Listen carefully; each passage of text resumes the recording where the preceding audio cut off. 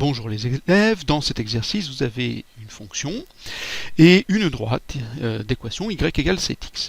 L'objectif est de trouver un point de notre courbe où la tangente en ce point à la courbe sera parallèle à la droite d'équation y égale 7x. Alors déjà je vous rappelle que deux droites sont parallèles lorsqu'elles ont le même coefficient directeur. Le coefficient directeur dans une équation de droite de la forme y égale mx plus p, c'est le nombre m, donc ici 7. Donc ici nous voulons que notre tangente ait également comme coefficient directeur 7.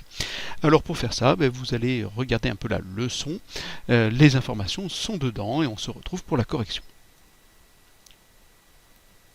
Alors pour faire cet exercice, donc, il faut utiliser une définition de la leçon qui vous dit que le coefficient directeur de la tangente à la courbe, au point A d'abscisse petit a, c'est le nombre dérivé f' de petit a.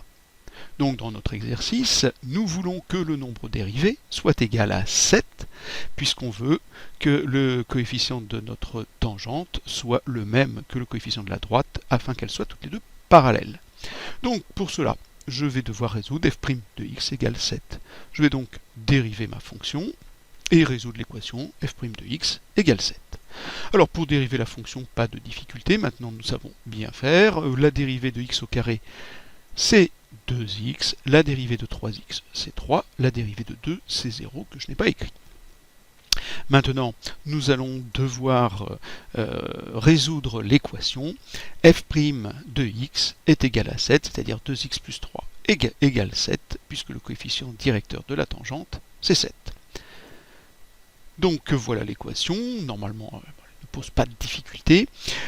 Pour résoudre ça, on va soustraire 3 de chaque côté. Nous obtenons donc 2x égale 4.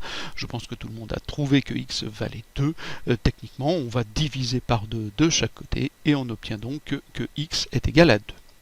Alors, la réponse c'est 2. Au point de la courbe d'abscisse 2, la tangente sera bien parallèle à la droite d'équation y égale 7x, puisque le coefficient directeur vaudra 7.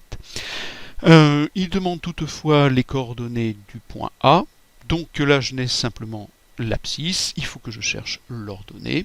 Comment je trouve l'ordonnée du point A quand je connais son abscisse? Il suffit de calculer f de 2. Pour ça je remplace ici x par 2. Nous obtenons le calcul que j'ai mis ici à droite, et on obtient que f de 2 vaut 12. Le point A recherché a donc pour coordonnée 2, 12.